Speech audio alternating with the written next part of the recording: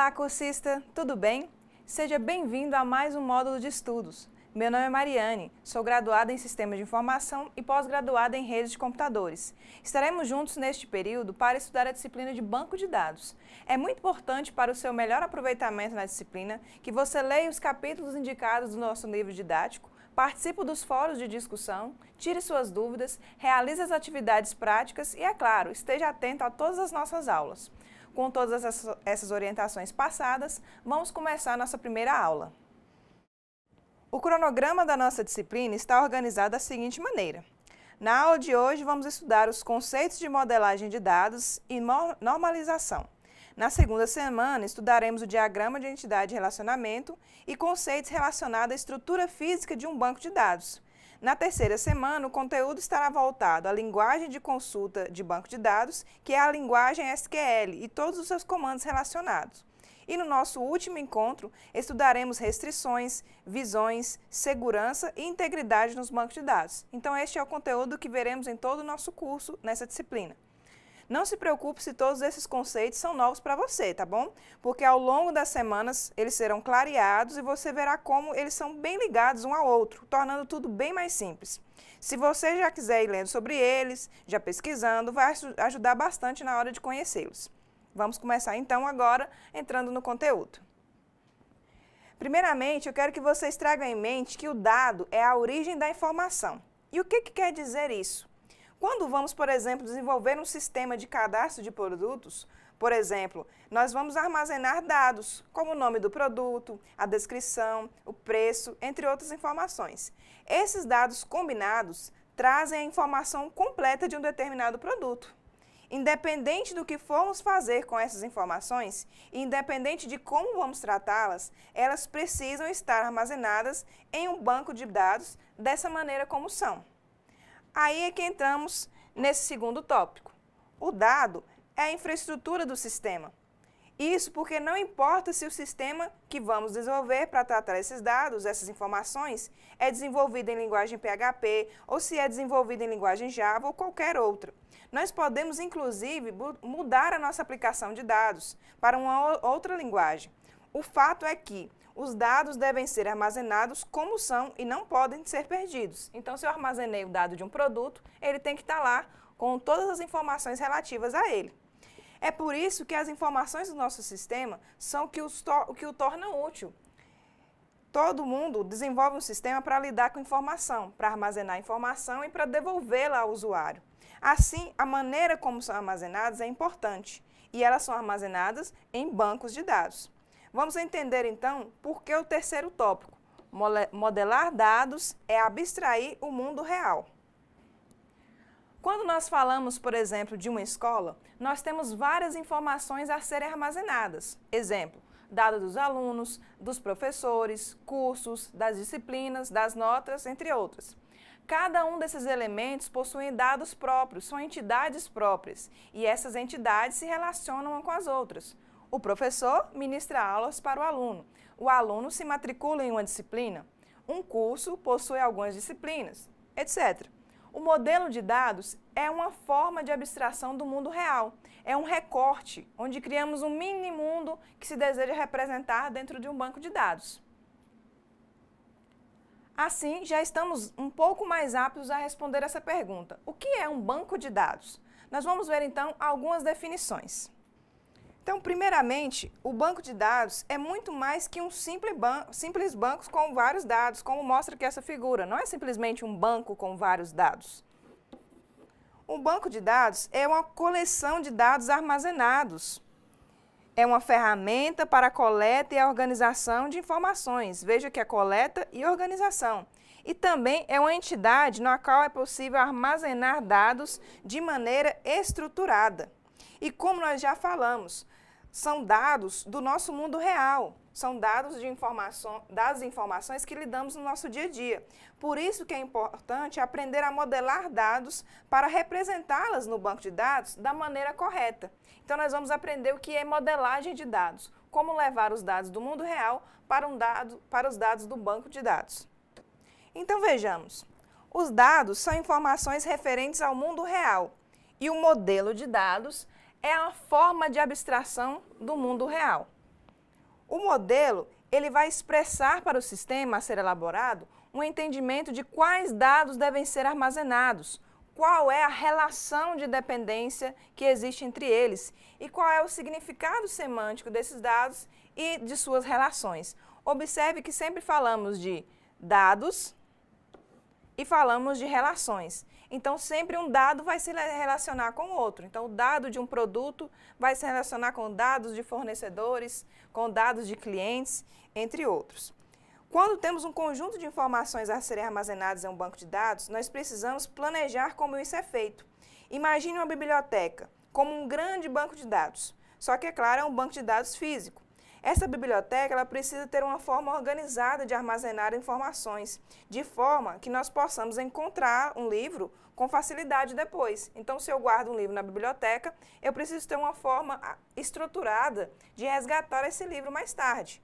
Pois bem, quando nós organizamos os dados, nós queremos armazenar, criando um modelo lógico. E esse modelo expressa ao sistema a ser elaborado o entendimento de quais dados deverão ser armazenados, qual a sua relação de dependência. Aí você pode se perguntar, mas como se faz isso? Bom, para isso nós temos uma boa forma de fazer, que é através do modelo ou diagrama entidade-relacionamento. O MER, ou modelo entidade-relacionamento, é uma das formas de abordagem semântica mais conhecida e provavelmente mais utilizada atualmente. Em um contexto, por exemplo, de um banco, nós percebemos que existe uma entidade cliente. No banco nós temos clientes, certo? Sobre o cliente, nós armazenamos informações como nome, rua, cidade, entre outras informações pessoais. E nós temos no banco também contas, certo? E sobre a conta, informações sobre a conta, nós armazenamos dados como número da conta e o saldo contido nela. Mas agora pense o seguinte, qual que é o relacionamento entre cliente e conta? Bom, já temos aqui uma breve modelagem de dados, porque um cliente possui uma conta corrente. E uma conta corrente pertence a um cliente. Então, nós temos um relacionamento. Cliente possui conta e a conta pertence a um cliente. Aqui já é um exemplo de um diagrama entidade-relacionamento. Então, nós temos uma entidade com informações armazenadas relacionadas a ela, outra entidade, e essas entidades se relacionam. Então, quando eu armazenar informações sobre a conta ou sobre o cliente, eu terei lá depois relações entre elas, ok? Começaram a entender, então, o que é uma entidade e um relacionamento dentro de um banco de dados? Nós vamos agora falar de algumas definições que irão te ajudar ainda mais a entender esses conceitos. Uma entidade é, então, qualquer objeto distinguível que possa ser representado em um banco de dados. Uma entidade é algo representável, algo que precisamos armazenar informações sobre ela. Alguns exemplos podemos citar, além daquele do slide anterior, cliente e conta, nós também podemos falar sobre aluno, curso, escola, todos são entidades. Também temos departamentos, entre outras informações.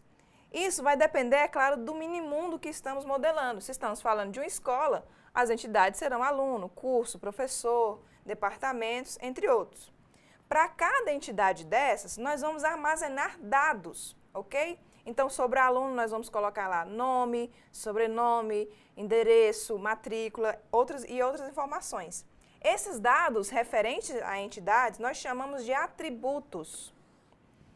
O atributo é são propriedades particulares de uma entidade, que a distinguem e descrevem. Então, como exemplo, em relação à entidade aluno, nós temos aqui nome e matrícula, ok? E o que é o relacionamento? O relacionamento é a representação da forma como as entidades se relacionam umas com as outras. Como exemplo, o aluno se matricula na escola. Então, esse é o relacionamento entre a entidade aluno e a entidade escola. Outro exemplo já citado é o cliente, A entidade cliente possui uma conta, que é uma outra entidade. Para clarear, vejamos como ficaria a modelagem das entidades aluno e curso. Aqui nós temos, então, a entidade aluno, com os atributos matrícula, eu vou colocar só mate, tá? E o atributo curso. E nós temos também a outra entidade, curso, com os atributos nome do curso, certo? E a descrição desse curso. Descrição. Então, um aluno, que é uma entidade, se matricula em um curso. E um curso, que é uma outra entidade, recebe alunos matriculados nele. Ok? Então, essa é um breve exemplo também de relacionamentos entre duas entidades.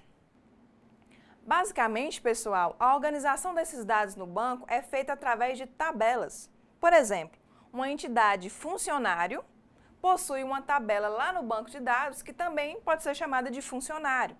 Nessa tabela, nós vamos descrever os atributos que serão armazenados sobre o funcionário, como exemplo, o nome e o cargo que ele ocupa. À medida que os funcionários vão sendo cadastrados, essa tabela vai recebendo dados.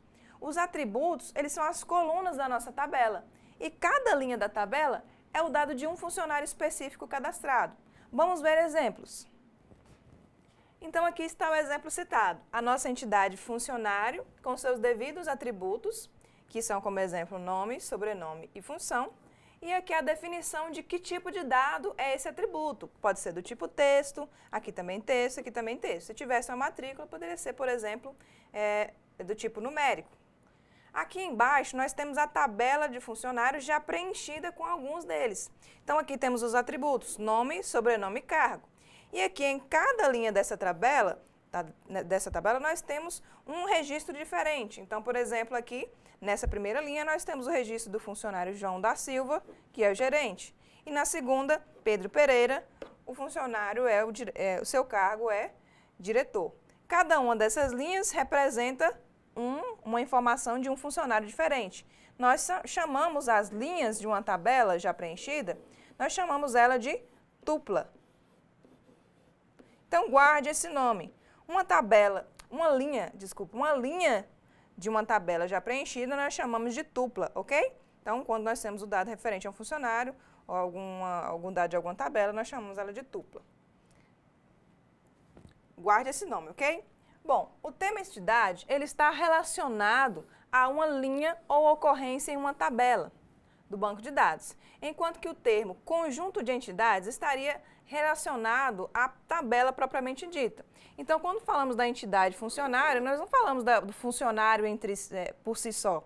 Nós falamos de vários funcionários que terão seus dados armazenados no banco, como João e Pedro, que são exemplos da entidade funcionário. Na prática, nenhum autor vai fazer distinção entre esses termos. Então, nós usamos o termo entidade simplesmente como sinônimo de tabela. Então, uma entidade pode ser um objeto com existência física, como exemplo, uma entidade concreta, um empregado, um aluno, um carro, ou também uma entidade conceitual ou abstrata. É uma entidade que não existe fisicamente, mas ela existe no nosso conceito do minimundo que estamos modelando. Como exemplo, uma empresa ou uma matrícula, relacionamento entre duas ou mais entidades. Então, uma empresa ela pode até não existir fisicamente, mas ela é uma entidade, ela tem informações relacionadas a ela. Então, a entidade é sempre um tipo de objeto que pode ser distinguível no banco de dados, que nós armazenamos informações relativas a ela, e ela possui informações que apenas a identificam, ok? E os atributos? Vamos falar agora dos atributos, que são as informações relacionadas às entidades. Os atributos eles podem ser divididos em alguns tipos. Ele pode ser, por exemplo, do tipo atômico ou simples, que são aqueles atributos indivisíveis, quando não fizer sentido semântico dividir ele em subparte. Exemplo, a altura ou o peso de uma pessoa. Tá? Então, isso é um atributo atômico. Um atributo composto já é aquele que pode ser dividido em subpartes. Ele pode ser armazenado em mais de um atributo. Por exemplo, um endereço de uma pessoa. Ele pode ser dividido em CEP, em bairro, em cidade, entre outras informações, em vários atributos separadamente. Um atributo multivalorado é aquele que possui simultaneamente mais de um valor para a mesma ocorrência da entidade. Por exemplo, a cor de um carro. Ela pode ser parte branca e parte preta. Então, nós temos o atributo cor mas ele pode possuir mais de um valor, então ele é multivalorado, ok? O atributo derivado é aquele que pode ser calculado dinamicamente, sem que haja necessidade de manter esse dado armazenado no banco de dados. Por exemplo, em uma entidade com os itens de uma nota fiscal, a partir do preço unitário e a quantidade vendida, o valor total do item pode ser facilmente calculado com a multiplicação desses termos. Então, nós não precisamos armazenar o item total. Nós armazenamos a quantidade vendida e a quantidade por item. E aí, quando a gente multiplica, a gente tem o resultado. Então, é um atributo derivado de uma operação entre dois atributos, ok? Então, esse é o atributo derivado. É importante lembrar que a definição do tipo do atributo ela é indispensável na modelagem de dados. Uma definição incorreta pode gerar inconsistência e redundância nos dados. É bom ressaltar também que alguns atributos eles podem ter mais de uma característica. Como exemplo, o atributo CPF de uma pessoa. Ele é simples ou atômico, ou seja, não é divisível. Mas ele também é um atributo obrigatório, é aquele que é exigido, não pode ser dispensado na hora da inserção de informações. Então, vamos continuar vendo os tipos de atributos. Então, nós temos também o atributo obrigatório, já citado, que é aquele que não pode ser possível incluir uma linha na tabela sem que haja alguma informação ou atributos nessa tabela. Então, por exemplo, tem a tabela lá de funcionário, em que um dos atributos é o CPF e ele é obrigatório. Se eu não inserir essa informação, ele não vai aceitar a inserção da informação do funcionário no banco de dados. Então, é um atributo obrigatório. Além dele ser atômico, ele não é divisível, ele também é obrigatório. Precisa ser inserido para que a informação também seja inserida.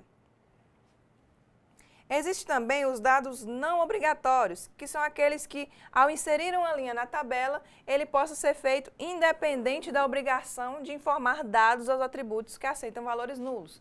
Então, por exemplo, nós temos lá o nome do funcionário, mas também temos lá apelido. Um exemplo, o apelido não é um atributo obrigatório, então se ele deixar o campo apelido em branco, ele vai mesmo assim conseguir informar seus dados.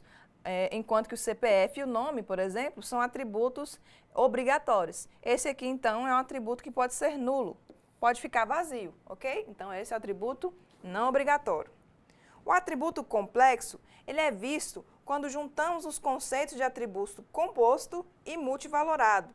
E, por fim, nós temos o atributo delimitado, que é quando existir definição no banco de dados de uma regra de domínio que delimite os valores válidos possíveis a serem armazenados. Ou seja, o atributo só pode receber certo tipo de valor, que é o caso, por exemplo, de quando nós temos lá a cidade.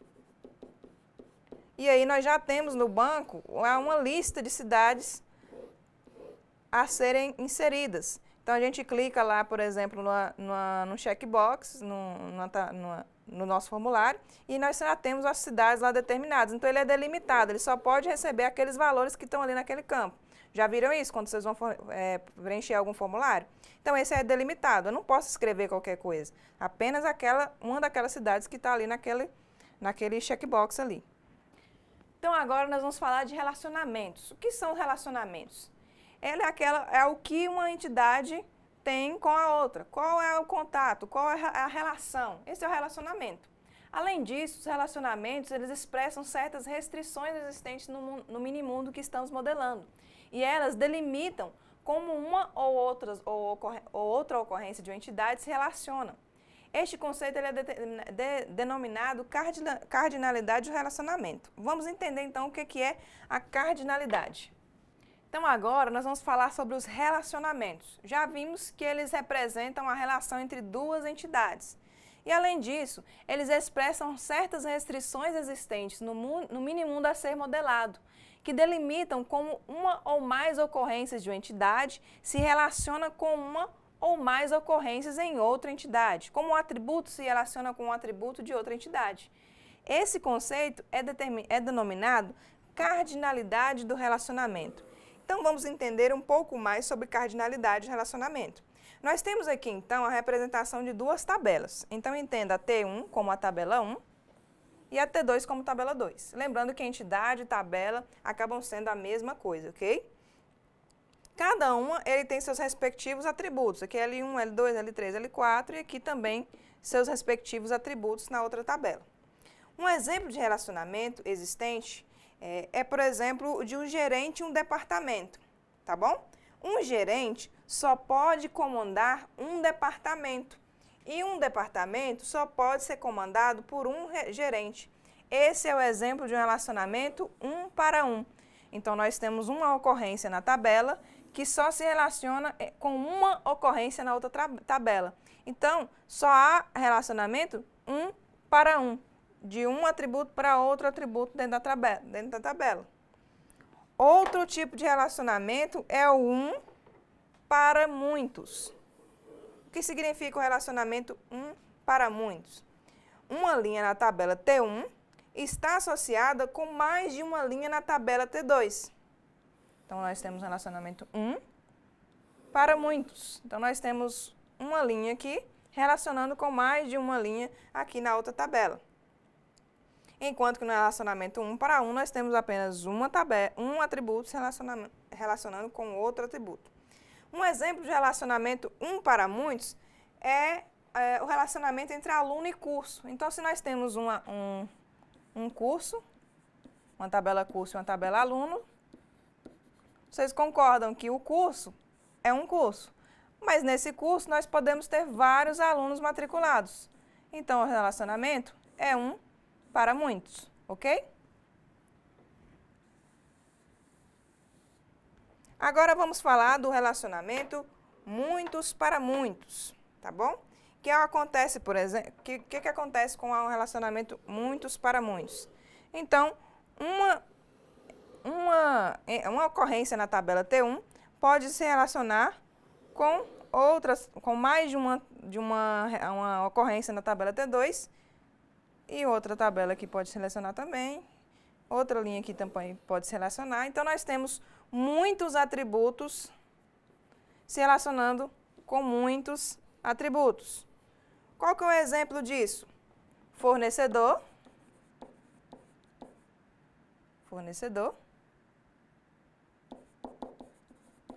e produto. Um exemplo de muitos para muitos. Então, nós temos lá na nossa empresa mais de um fornecedor, ok? E nós também temos mais de um produto. Um fornecedor pode fornecer mais de um produto. E um produto pode ser fornecido por mais de um fornecedor. Então, é um relacionamento muitos para muitos. Não se preocupe se ainda está meio abstrato aí para você, mas a gente vai clareando esses conceitos pouco a pouco, ok? Então, relacionamento 1 para 1, apenas uma ocorrência nas duas tabelas. Uma tabela, uma linha se relacionando com uma outra linha. No relacionamento 1 para muitos, uma linha com muitas outras linhas. E no muitos para muitos, muitas linhas com muitas outras linhas, ok? Entendido, então, os conceitos das cardinalidades dos relacionamentos? Então, agora vamos falar mais um pouco sobre os atributos. Uma importante tarefa da modelagem é determinar dentre aqueles atributos de uma tabela, quais são aqueles que, de uma forma individual ou agrupada, eles são capazes de identificar uma única ocorrência na entidade. Exemplo, podem existir centenas de Joãos em um banco de dados. Portanto, o atributo nome, ele não é o mais adequado para identificar um desses Joãos. Agora, o atributo CPF, por exemplo, sabemos que o CPF é um número único para cada pessoa. Assim, esse atributo, ele pode identificar de forma única a entidade. Nós chamamos, então, esse tipo de atributos chaves. Vamos ver, então, exemplos. Então, pessoal, vamos falar dos atributos-chave. O que são atributos-chave? Já falamos que são aqueles que são capazes de identificar uma única ocorrência na entidade. Nós temos mais de um tipo de atributo. Nós temos atributos que podem ser uma chave candidata, uma chave primária ou uma chave estrangeira. Vejamos que cada um deles. O que é a chave candidata? A chave candidata é todo atributo que possa ser cogitado como um atributo-chave. Exemplo, o atributo CPF, ele é um atributo candidato. Porém, uma pessoa ela também pode ser identificada pelo seu número de matrícula. Então, nós temos lá o atributo CPF ele é único para cada pessoa. Então, se eu quiser identificar uma pessoa no banco de dados, eu posso puxar ela pelo número de CPF. Mas também ela pode ter uma matrícula lá. No caso de aluno na escola, ele tem um número de matrícula. E a matrícula ela é única para cada aluno. Então, eu também posso identificar o aluno pelo número de matrícula. Portanto, os atributos CPF e matrícula são chaves candidatas, ou seja, candidatas a serem os atributos-chave. Então, CPF ou matrícula pode ser uma chave primária, pode ser o atributo-chave. A chave primária, por sua vez, é o atributo escolhido. Então, entre CPF e matrícula, qual é o mais adequado no nosso contexto do banco de dados? Qual é o mais adequado para identificar o nosso aluno no nosso banco de dados? Nós vamos escolher identificá-lo pela matrícula. Então, a matrícula é a escolhida. A matrícula, então, passa a ser a nossa chave primária. Então, entre o CPF e a matrícula, eu prefiro que o aluno seja identificado pela matrícula.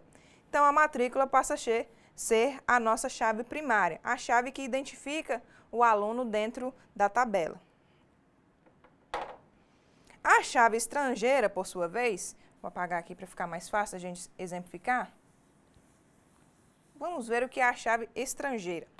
Ela é uma referência a uma entidade que aponta para a chave primária de uma outra entidade. E isso possibilita as junções entre as entidades envolvidas.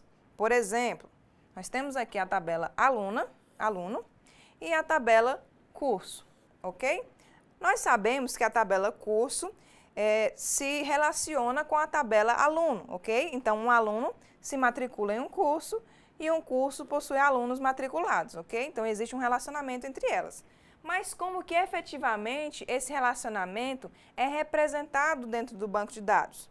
Então, vejamos o exemplo.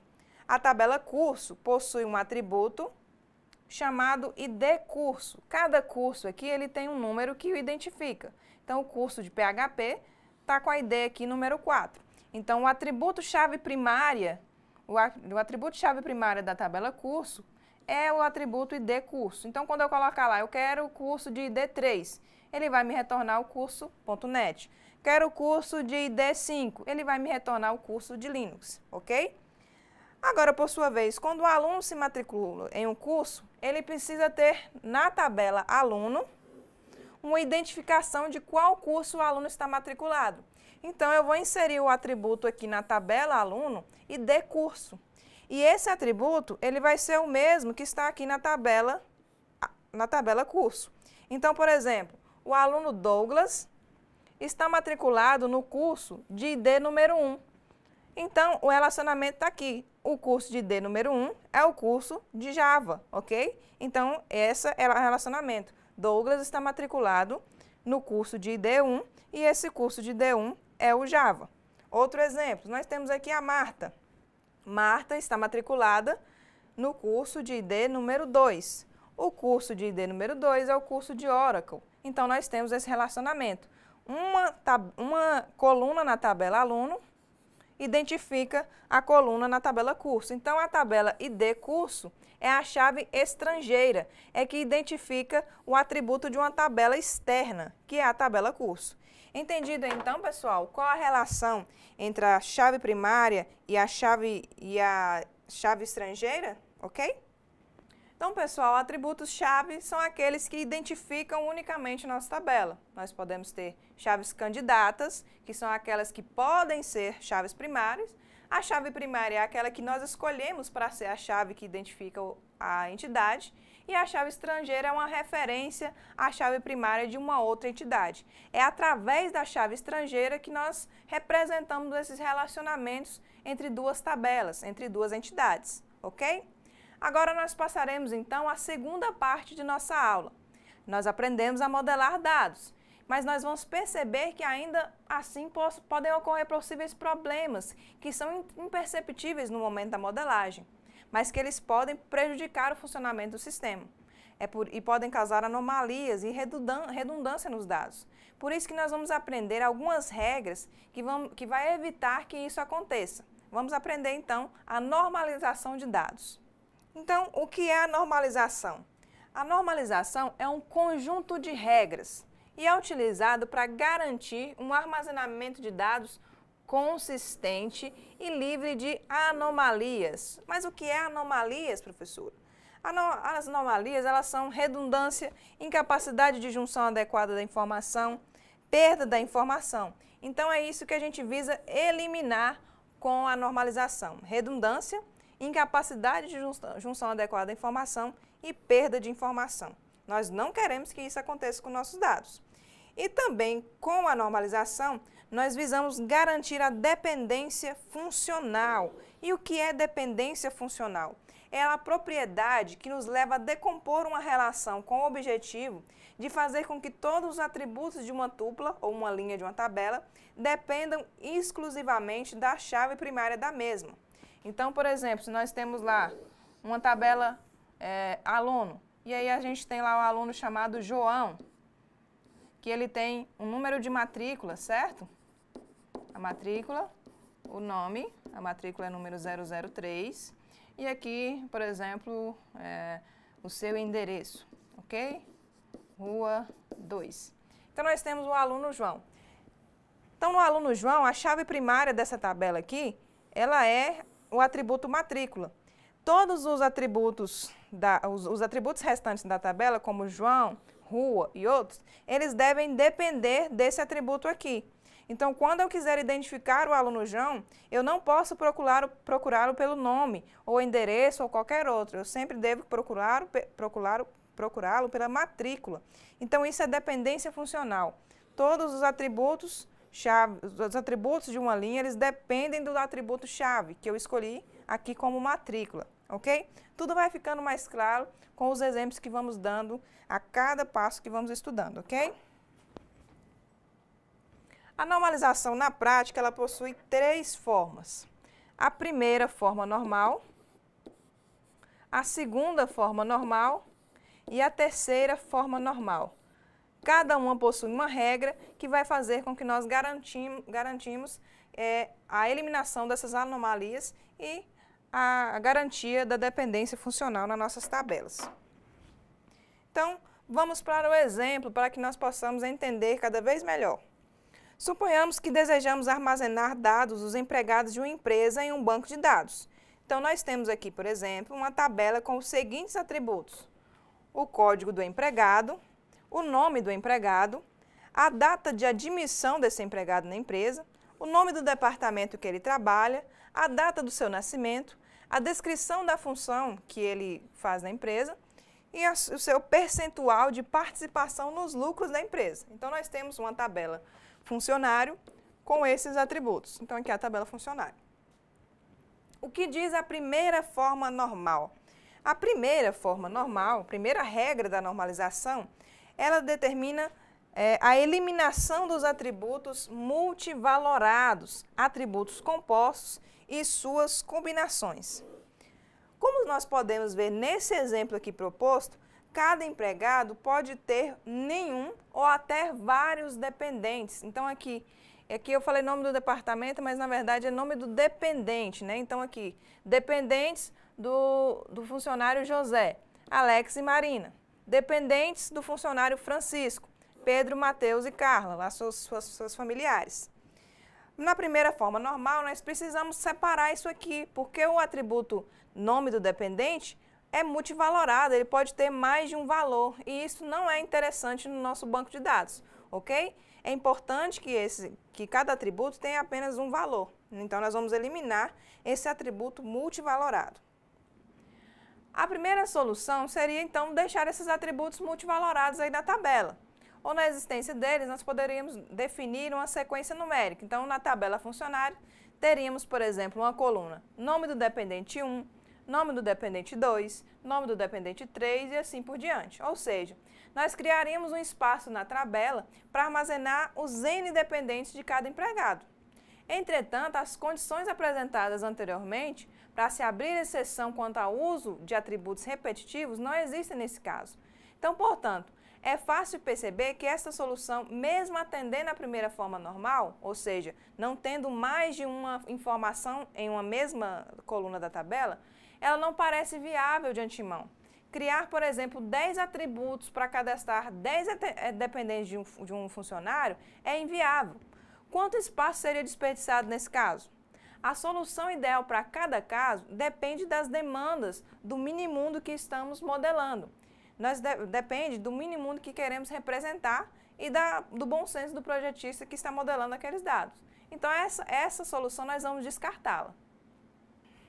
Então, pessoal, a primeira solução para resolver esse problema aí na nossa tabela seria o uso de atributos multivalorados, ou seja, definir um nome seguido de definir um atributo com a sequência numérica. Por exemplo, no funcionário José nós teríamos nome de dependente 1, nome de dependente 2 e cada uma dessas colunas da tabela levaria o nome de um dependente. Ou seja, nós criaríamos espaço para armazenar os N dependentes de cada empregado. Porém, portanto, é fácil perceber que essa solução, mesmo atendendo a primeira forma normal, nós vamos separar os dependentes em cada linha, cada coluna, ela não é viável de antemão, porque nós vamos criar 10 atributos para cadastrar 10 dependentes.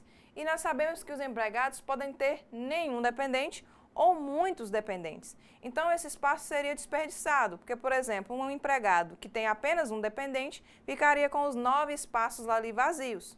Portanto, nós vamos descartar essa solução, ok? Então, a solução mais adequada seria que, no caso, remover esse atributo nome do dependente, já que ele pode ter mais de uma informação para cada tupla. Nós vamos criar, então, uma nova entidade chamada dependente. Além de funcionário, nós vamos ter a entidade chamada dependente, ok? Nessa entidade dependente, nós vamos armazenar as informações desses dependentes dos funcionários, ok? Então, por exemplo, os dependentes Alex e Marina ficariam em uma outra tabela. Marina, isso, ok? A entidade dependente, ela vai se relacionar com a entidade funcionário, porque um funcionário, ele tem alguns dependentes. Então, aqui o dependente ele teria um código, o código do dependente, e também teria o código do empregado relacionado ao dependente. Então, aqui nós vamos colocar o código do empregado.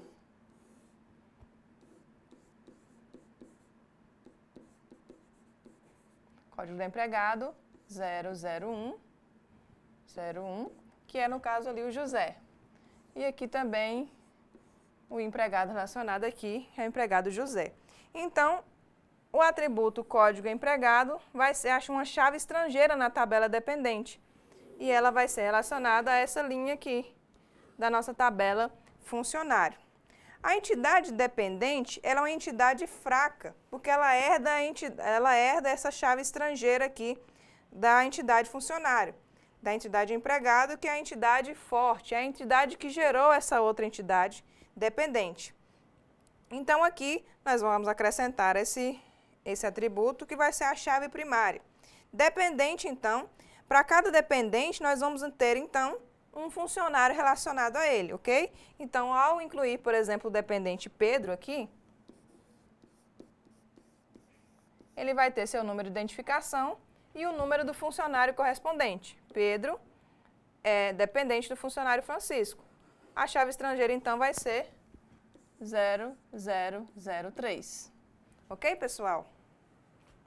Então, essa chave estrangeira vai ter sempre uma relação com a entidade dependente. Então, aqui nós atendemos a primeira forma normal, ok?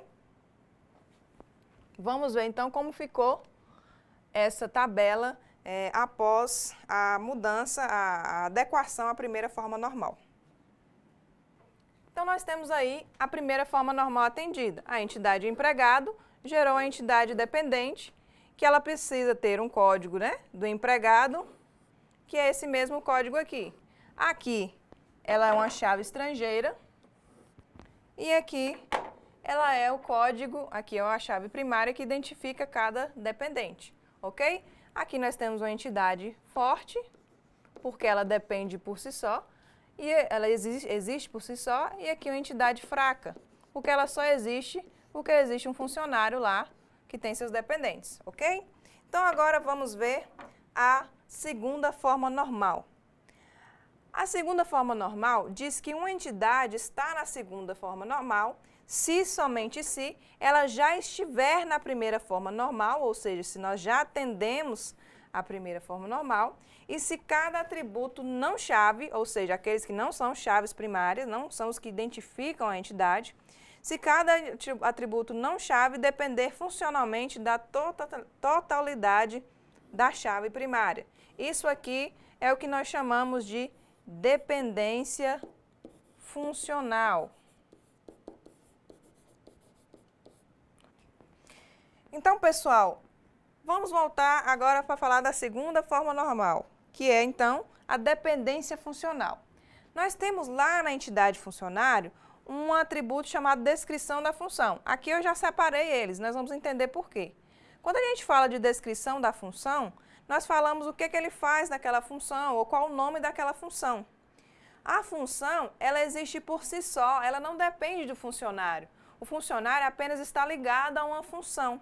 Então, quando eu quero procurar no banco de dados qual é a descrição da função, eu não posso procurar pelo nome do funcionário ou pelo código do funcionário. Eu preciso procurar pela própria função. Portanto, a descrição da função ela não depende da chave primária empregado. Concordam comigo? A função ela existe por si só. A função gerente, a função carregador, a função atendente, a função diretor. Essas funções existem por si só, não dependem dos funcionários que a exercem. Então, a função ela é uma entidade por si só. Então, aqui nós vamos separar a entidade função em uma entidade própria e na entidade funcionário, para identificar a função dele, nós vamos adicionar uma chave estrangeira, certo? E essa chave estrangeira vai referenciar a entidade função lá no código da função, ok? Então, nós temos agora 3 tabelas. Vejamos que nós pegamos uma tabela só e dividimos ela em 3. Então, empregado, dependente e função. Então, a entidade empregado se relaciona com o dependente através do código do dependente, que está aqui no código do empregado. Desculpa, o código do empregado está aqui. E o código da função vai estar referenciado aqui na tabela código funcionário. Então, vejamos que aqui na tabela código funcionário, o item código da função é uma chave estrangeira, porque ela pertence à tabela função, ok? Chave estrangeira aqui.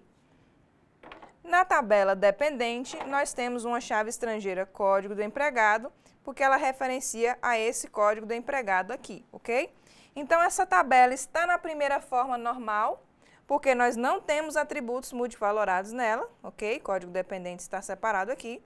E nós temos dependência funcional, ou seja, todos os atributos dessa tabela dependem da sua chave primária. Esses atributos dependem da sua chave primária, esses atributos aqui dependem da sua chave primária. Então, pessoal, a primeira e a segunda forma normal são isso aí. A primeira, nós vamos eliminar atributos multivalorados para que um atributo não sejam várias linhas, várias colunas na mesma tabela. E na segunda forma normal, nós vamos garantir a dependência funcional. Os atributos de uma tabela são dependentes da sua chave primária. Primeira e segunda forma normal atendidas, nós vamos agora para a terceira forma normal. E vamos aprender o que essa regra diz. Então, a terceira forma normal, o que ela diz? Ela diz que uma entidade está na terceira formal se e somente se já estiver na segunda forma normal e não existam atributos que dependam do atributo-chave que não sejam chave primária, ou se já não exista dependência transitiva entre os atributos. Calma, ficou complicado, mas a gente vai aprender. No nosso exemplo, nós temos lá um atributo percentual de participação, mas vamos analisar esse atributo. No nosso exemplo, o percentual de participação é o lucro, tá? E isso não depende do empregado. Vamos pensar por quê. Se esse empregado ele for promovido ou mudar de função, automaticamente ele poderá ter o seu percentual de participação alterado. Na entidade empregado, existe uma dependência transitiva entre a chave função e o percentual de participação. Então, se o percentual de participação depende da função, Se nós mantermos esse percentual de participação aqui na tabela empregados, nós vamos estar dizendo que o atributo percentual de participação depende desse atributo aqui, e não desse aqui que é a sua chave primária. O atributo código empregado é a chave primária da tabela empregado, e o atributo código função é uma chave estrangeira, que se refere à função. Se o percentual de participação não depende do empregado, e sim da função, nós devemos removê-lo dessa entidade e levá-lo para a entidade a qual ele realmente se relaciona. Nessa alteração realizada, nós vamos então agora só mover o atributo daqui para cá, dessa tabela para essa outra tabela, porque o percentual de participação está relacionado, na verdade, à função e não ao empregado. Nisso a gente elimina essa dependência transitiva, ou seja, não existe mais agora nenhum elemento nessa tabela função que não dependa da chave primária dele. Ok? Então, se o funcionário é um gerente, nós vamos saber que o código da função dele é um código de gerente. Então, nós procuramos na tabela qual é a função e qual é o percentual de participação, que vai estar ligado à sua função e não ao empregado especificamente. Ok?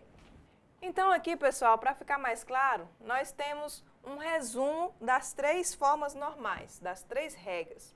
Então, nós temos aqui, para atingir a primeira forma normal, nós devemos eliminar os subgrupos repetitivos, decompondo a relação em uma ou mais relações. Então, se nós temos aqui atributos em que alguns deles vão ser repetitivos, vão ser atributos que têm mais de uma informação, nós podemos então separá-lo em 2 tabelas. Foi o que fizemos lá com funcionário e dependente, ok? Essa é a primeira forma normal.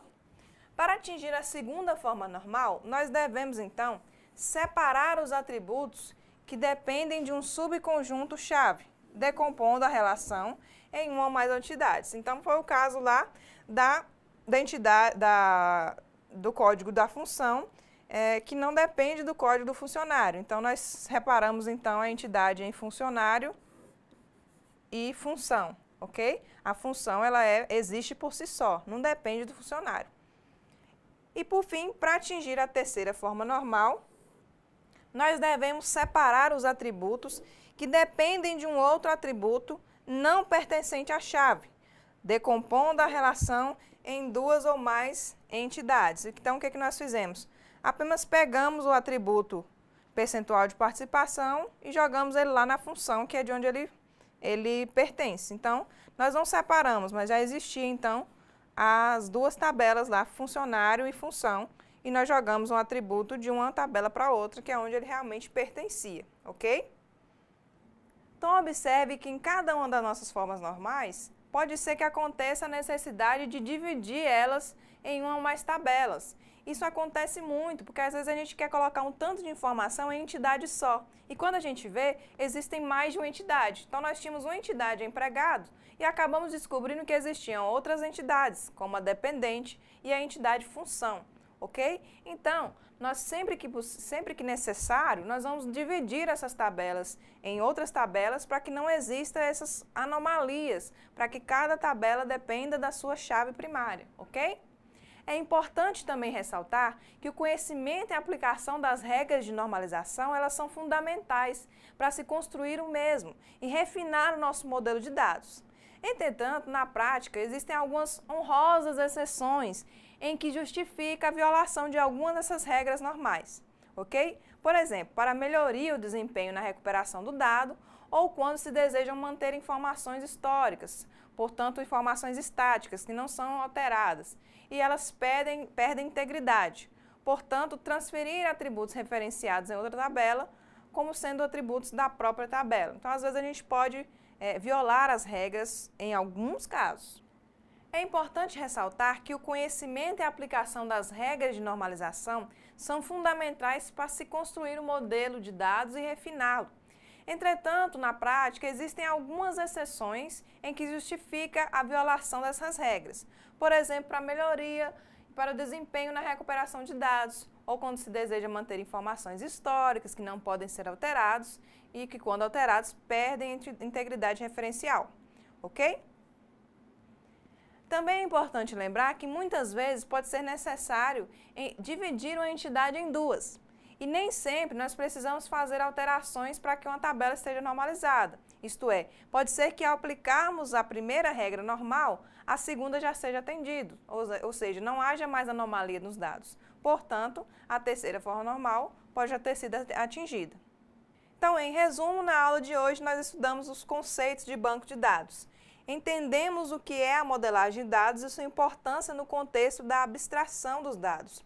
Vimos o modelo entidade-relacionamento e vimos os conceitos de entidades, atributos, relacionamentos e também o que são tabelas, que são no caso das entidades. Vimos também cardinalidade, relacionamento e relacionamentos um para muitos, muitos para muitos. Vimos o que são atributos-chave, chaves estrangeiras, chave candidata e chave primária e vimos também a normalização e as suas 3 formas normais. Bom, nossa aula fica por aqui essa semana, pessoal.